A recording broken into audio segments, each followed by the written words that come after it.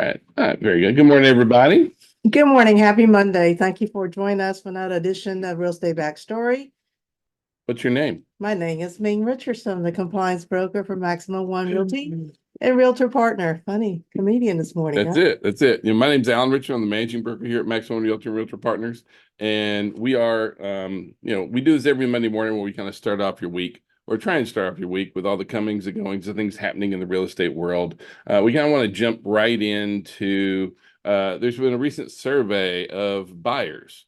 And in light of some of the things going on in our industry, I thought it was really, really interesting to kind of share with you guys. Well, it's good for you to know what your buyer's thoughts are so you can actually address these issues. But where I want to start with is not just the buyer's preference, which we will get to, but like as far as buyers go, what services do they find valuable from us? And I'll be honest with you, it doesn't matter the surveys. I've been keeping up with these surveys for years, and the top three are always the top three. And so the first one is, on here is negotiating with the sellers, so negotiation, paperwork, And contracts, and then last thing, and depending on the year, finding a home. Help me find a home, help me get the contracts right, and help me negotiate. Those three, year after year, as long as we've been doing it, it's always the top three for our buyers. Sellers a little bit differently, but for our buyers, these are the big three. So we need to make sure that we're really focusing on these three, on how well we are really able to negotiate. And honestly, that starts with being able to negotiate with your buyers as well, right? If you can't negotiate with your buyers for things like your commissions and those kind of things, how on earth are you going to negotiate for your buyers? Well, that's the confidence that they Yeah. have in you, whether or not you can do a great job for them. Yeah, and assisting with paperwork, that's really going to be, can you explain the process? And then also, do you know your contracts really, really well? Get ready. Our mid-year changes are going to be coming out on July 1st. Yep. And so we should be getting those in the next week or so, we're expecting, and we are going to share them out, but you need to know your contracts left, right, And don't sideways. use my favorite word, I thought. That's not a good excuse anymore. Really need to learn your contract, Yep. understand what blanks you're filling. And you know what? You can read those contracts too. So, we're here to help, and we're definitely going to help you on those kind of things. But like, make sure you're putting in the work. And then last thing, finding a home. Does every single one of your clients, are they all set up on property alerts? It's so important that we are sending them properties, not just waiting for them to find it. Correct. On the internet out there. Now, the next thing that they said, but and the next question was, half of recent buyers believe that agents are prioritizing profits over their client's best interest. This one's a big deal. Like the fact that there's so many folks in our industry where our clients can smell commission breath, where it sounds like the only thing that we're worried about. Not a good thing.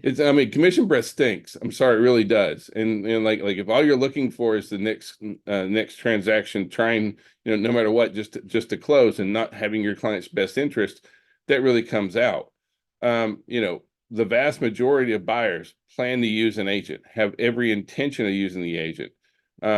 However, about 42% said that their realtor was less helpful than they expected.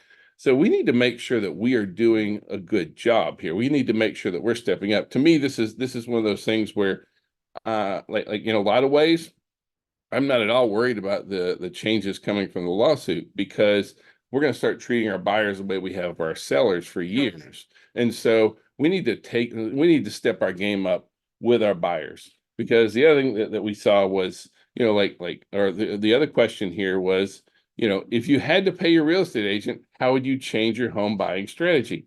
Well, guess what? They do have to pay us, right? And so we need to make sure that this whole thing begins with, like we, as a buyer's agent, you're paid by the buyer. Now, it may be funded by any different group of people, right? It could be funded as part of a loan. It could be funded as closing costs. It could be funded as purchase sale. From the seller, whole nine yards.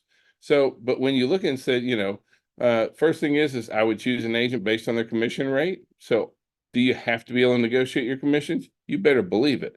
they would also reevaluate the budget. This is one concern that, or not concern, but one issue that we have is that we don't steer people away from properties that don't have a co-op commission. It becomes a budget item. If I, as the Correct. buyer, have to pay for this up front, well, then now I can't afford it. And so it does change the budget for our buyers. And we have to understand that. We have to be able to explain that. Again, and then the third one, I would negotiate with my agent for a lower commission. They want to negotiate with us twice on here, and then they're going to negotiate for a lower home purchase price. So if they have to pay their agent, they want to lower the purchase price from the seller, and I would negotiate more with the seller. So like it just shows that our buyers are ready to negotiate, and we got to make sure that we are too. And so I don't feel like this is necessarily good news, but I think it's very important that we're very aware of what's going on in our industry and how some perceptions are changing. We need to make sure that we're doing a really, really good game. Absolutely. Job. Try that So- again. So this week, mortgage rates remain basically flat. Went back up over into 7 a little bit, but we just saw a lot of market volatility. On Thursday, it was a little bit higher, came back down on Friday, so it's kind of all over the place. But at the same time, just talking about mortgages, guess which generation has the lowest mortgage rate overall? I wouldn't have guessed that it was millennials. Millennials as a group, millennials and Gen Xers Had the lowest. have the lowest mortgage rates, and I kind of wouldn't have. I didn't expect that. I kind of thought it was going to be, Well, if you think about it, those are very well-educated young adults, Yeah. and they have been listening to the older generation about mortgage. And so for those that are buying a home, I can tell you 9 out of 10, they're very well educated and they are very well in tune of what they can Yeah. afford. Now that may be the overall. We had a lot of millennials that really moved up, but that doesn't mean that all of our borrowers have just a phenomenal mortgage rate, right? So when you look at how many of the different mortgage borrowers with a mortgage rate over a 7%, we got 700,000 baby boomers, 700,000 Gen X, 600,000 millennials with a rate over 7%. And so these are the folks that are most likely to sell and buy again. Correct. Or they're also poised for sure to be looking at financing as we see rates come down. But more than likely, this is really the group who's the most likely to look at selling and buying right now. What I thought was interesting on the last slide on the trend Yeah. that the millennial and Gen Zs, Okay. they're very, very conscientious about rates. Yeah. So I'm kind of surprised the baby boomers and the Gen Xs are as high as they are. Yeah, well, it's just overall number. So, Right. all right. Now, one thing that has come out is when our buyers are applying for a mortgage, how many offers are they getting? Over half are not checking rates. And so, I believe I'm a big relationship guy. Like I think that having relationships with our lenders is crucial. But we also want to make sure that we're advising our clients to shop around, Correct. right? And so being able to shop around, your existing lender may have the best rates, but you want to make sure that you're talking about that with your clients because the same thing is they said that the first lender about 45% of the time had the best rate. However, 46% of the time, or the other way around, 46% of the time Has the best rate. Yeah. And when they do shop around, about 45% says that one of the other lender has best rate. So About half and half. So if you look at it, it depends on how it's being taken, is front end or back end. I know it sounds kind of weird, but lender get their fees by the investor. So the investor sometimes some days will offer a higher rate than lower rate. So there's a chart that they go by, and based on those chart, lender pick which company, so to speak, a loan product based on the buyer's needs as well. Because if the buyer is let's say have a credit issue or is strapped for down payment, those two are important factors in determining which one that they need to pick. And of course, the riskier the buyer is, the higher the rates. Yeah, absolutely. And I guess all we're saying is that you need to have more than one lender. And so, for us, we're definitely biased towards the wildfire mortgage team, that kind of stuff. But like, if you need one, please shop around. And if you Absolutely. need to have a secondary lender, consider that one as well. Absolutely. So, but when you did shop around for your most recent refinance, did you find another lender at a lower rate? Yes. What we're finding is that when buyers shop around, they Mhm. will 80% of the time they do find a lower rate. And some of your banks, like your Wells Fargo's and Bank of America, if you're a longtime customer of theirs and have substantial credit and also, I guess, Assets. assets with them, your rates definitely is gonna be better. But be ready to have a little rockier road because that's not their mainstream Well, business. And relationships still sometimes, matter. It's not right, always just rate. Just like with realtors, it's not always just commission percentage and that kind of stuff. correct, So you do want to make sure that you're looking at the holistic program and how it all correct. works. But that being said, you need to have more than one lender in your arsenal is really what I'm saying out there. So jumping over into buyers here. So we want to talk about buyers for a little bit. Now, the buyers also said, was a home buying process harder than expected? And so, about 40% said that yes. Exceeded their budget. Yep. I mean, and unfortunately, in today's market, a higher interest rate is always gonna exceed anybody's Yeah. budget. Well, the other thing that we know is the number one thing that our clients will compromise on is price. And I don't think anyone's like, yay, I'm really glad to pay more. No, But that being said, nobody wants to buy a home in a depreciating market either, right? Because that, like right now, we see that property values are continuing to appreciate. No one wants to buy when properties are depreciating. Everyone wants to wait till it hits the bottom. We're still moving up in a very positive way. And so, you in know, Atlanta's market. yeah. Exceeding the budget, interest rates too high, low inventory, homes are expensive. I realize that there's a lot of challenges.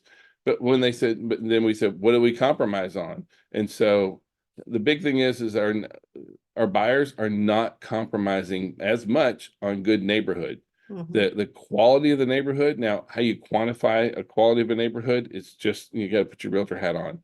Are the streets nice? Are the houses maintained? Are The the curb yards mowed? appeal, Yeah, the all school that kind of stuff. district, that's important Yep. because every buyer wants their children to go to, or if they have children, Yeah, go to, a it's good school farther down the district. list. Oh, so sorry. Same. So, Anyways, but you can see that like as far as an affordable home, affordability is one of the biggest areas where our buyers give up on. Again, we don't give up, our buyers are not giving up as much on desirable location, good neighborhood. They will give up on commute. School district, about half and half. About half of our buyers are giving up on the desirable school district. Half of them are giving up access to parks and those kind of things. We're willing to move farther from friends and family. We're willing to take a larger, smaller home, but like good neighborhood, desirable location, those are the ones that's really driving yeah, right now. curb appeal is They're important. not giving up on those. Price, they have to give up on price because if you don't I can afford it. compromise on price, well, I mean, no, it's not just about affordability. It's that if you won't give up on price, you're not going to get in a home, right? I mean, like You're not gonna get the neighborhood that you want, well, we which can. is, or a aesthetic, area that you wanna be Well, in. and we hear it all the time. Like I'm looking for, 4 bedroom, 2.5 bath. I'd like it to be under 300 in this particular school district. Well, that's not Not available. existent. It just doesn't exist in certain areas, that kind of thing. And so we just have to be honest about it. At that point, do you want to move farther away? Those kind of things. We have to be very creative out there. What was most important? Now, this is really hasn't changed much over the years. Updated kitchens and bathrooms. Those continue to be the two biggest areas. After that, updated lighting, which is one that's kind of moved up, fresh paint, new roof, plumbing, flooring, those kind of things. So, um, you know, we're in a time right now when the condition of the home really, really does matter. It Our does. buyers are not, it's not summer of 2021 when folks would buy a home and just they'll do anything to get in the house. They don't care. about the condition of the home. Condition of the home really, really matters. It's a big, big deal to our buyers. We also need to be instructing our sellers about that because it really does have a big impact out there. And then, what concessions did they ask for? What are our buyers asking for right now? About 30% of them are asking for a price reduction, money to make repairs, ability to keep furniture, that kind of stuff, home warranties. Our buyers are asking for more things right now. And see, we're moving into a more balanced market. That's one thing that we have to make sure that we are prepared for because, and let me throw that out there with a grain of salt. It really depends on where your market is, what's going on. Everything's very, very local, right? The real estate market in Alpharetta is not the same as it is McDonough. It's not the same as it is in Hampton or Griffin, those kind of things. Everyone is a little bit different. You have to know your market, but understand that overall, our buyers are asking for more concessions and they're getting it because we're seeing inventory rising and we're seeing where sellers are needing, because we're moving to a balanced market, the sellers are having to be a little bit more realistic on things. Absolutely. And we need to make sure that we're clear to that, and what concessions did that's maybe what they're asking for, but what did the buyers give up on? About 26% of the time, they are purchasing the home as is, but that comes after a price reduction, right? They're waiving contingencies, that sometimes they are increasing offer. Good properties priced right are still getting incredible activity on them right now. So we got to realize what's going And on. they will go under contract within 2 weeks. Yeah, yeah. Now, switching gears to sellers, right? Here's where we are on overall on our price per square foot. We're seeing where property values have been accelerating. And you can see that we are still heading in a very high manner, much higher than we have over the past several years. And so right now our sellers are asking for, because this is the listing price per square foot. Now, at the same time, the percent of active listings with price drops is almost higher than it's ever been. We're seeing where more and more properties are having price reductions right We're now. getting more sellers to say, let's test at this dollar value. And then what happened is typically it get dropped after 2 weeks. Yeah. So, if you price it right the first time, you're probably better off than pricing too high, where the buyer is not interested or they just feel like that's all they reach. Well, but no, I mean, right now we have more properties taking price reductions. What's interesting is we're also seeing an increase in days on market, and that's because we're seeing more inventory come on the market. We're not into a balanced market yet. We are nowhere near a balanced market yet. However, we are moving that way. If the interest rates stay the way it is right now, we may be in a balanced market sooner than later. Yeah, exactly. But it's just that we keep seeing a greater and greater percentage of properties taking price drops. Now, the other thing that's happening right now is we're having the highest percentage of homes that are delisted, meaning the sellers said, you know what, I'm going to throw this price out there. And then the market kind of shook them into being real. And it wasn't that they didn't lower their price, they just didn't sell their home. And so I want to kind of encourage you that, one, make sure you're being very honest with your clients. Do a comparative market analysis, do an equity assessment for your clients to be able to go over, this is what a buyer's willing to pay for your home in this market. Because for us to take the time to market and list the property and hold open houses and print off all the flyers, and we do all the work to list a property that's overpriced, is a waste of your time. It's a waste of your client's time.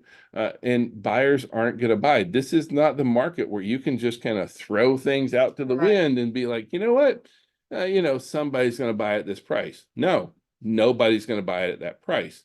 We have to be honest about what's really going on in our market. And we also need to let the data do the talking for us. We've met with sellers before and had to sit down and say, look, based on the comparative market analysis, this is what buyers are willing to pay for similar homes in this area.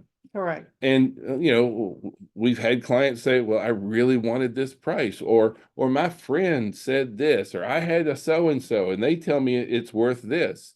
Sorry, this is what it's worth here.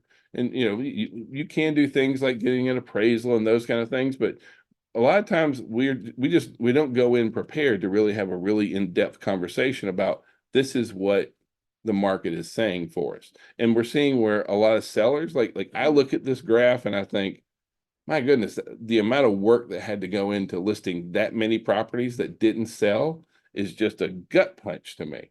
So please make sure that that's not happening to you. Absolutely. So overall, this is what's kind of going on with prices, because even though, we're not seeing property value appreciation nearly to the scale of where it was, it's still elevated. And so these are for homes with an FHA, that have an FHA mortgage. That's the only thing that they track. So for the last, or so for first quarter 2024, 6.6% property value appreciation, which is higher than like 4.4% is where we normally average. We were about there last year, kind of thing. And so we're a little bit more than last year. I think that we're going to be seeing that soften up as we move ahead, because I think we're seeing inventory levels rise and we're moving more towards a balanced market. I don't think we're dropping values, but I do see us leveling off some. And so this is another reason that we need to be very conscientious with our clients. And so you can see that overall, that may be 6.6, maybe nationwide. In Georgia, we had even higher property value appreciation, 7.3. Yeah, 7.3% property value appreciation is what we've had moving forward. And so, that is like that's painful. Like I want it to be a little bit lower than that. I know that sounds bad, that I don't want to see properties appreciate too fast, but if they do, we're going to create a bubble, right? And I do see us moving much more into the more moderate range, especially even though summer's our busiest time of the year. I think we're going to see prices starting to leveling off here moving forward. Now, overall, even though we're seeing inventory rise, Freddie Mac just issued a report where they feel like we're still short 1.5 million housing units, and you can see that we're just not building enough. We've been making babies, but we ain't been building houses Correct. nearly as quick as we really do need to.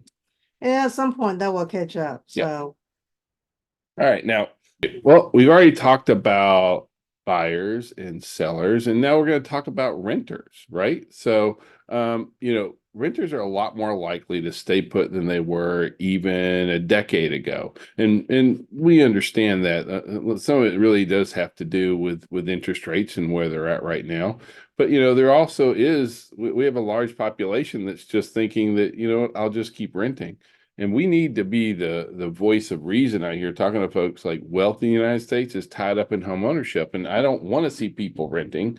I mean, as a landlord, I I do. mean, while it's Yeah. nice to not have to worry about repairs and maintenance of the property, but at the same time, just remember you are paying 100% of interest rate when you Yeah. rent versus buying a home, building that equity every year. Yeah. Now, like if you're trying to target renters, Gen Z are the most likely to stay in rentals for the shortest amount of time. So the younger your renters are, and honestly, our younger buyers right now and our younger renters see home ownership as an investment, and they want to get out. So like you should really be focusing on meeting the needs of these folks right here. Well, as technology changes too, understand the younger generation are more informed and more well educated than we are at their age. Yeah. So yes, We were please pay stupid back then. Yeah. please pay a little bit Yeah. attention to them and figure out what is their needs. Yeah. Now, we are seeing where rents are going up, but rents are up, about 0.5%. But that's month over month. Honestly, year to date, rents are still down, which is part of the reason on some of the things why folks are looking at renting, because interest rates are making it rather difficult to buy, and so a lot of folks are thinking about renting. I understand where that is, but we want to be the voice encouraging them to save their money, get their down payment put together. There we go. Things. So the money they're saving in rental, ask them put in savings, because that's building their wealth. Yep, exactly. Now, this week, I'm going to be teaching lead generation in today's market. That's going to be in our Fayetteville office tomorrow on Wednesday over in the airport office. We're teaching code ethics.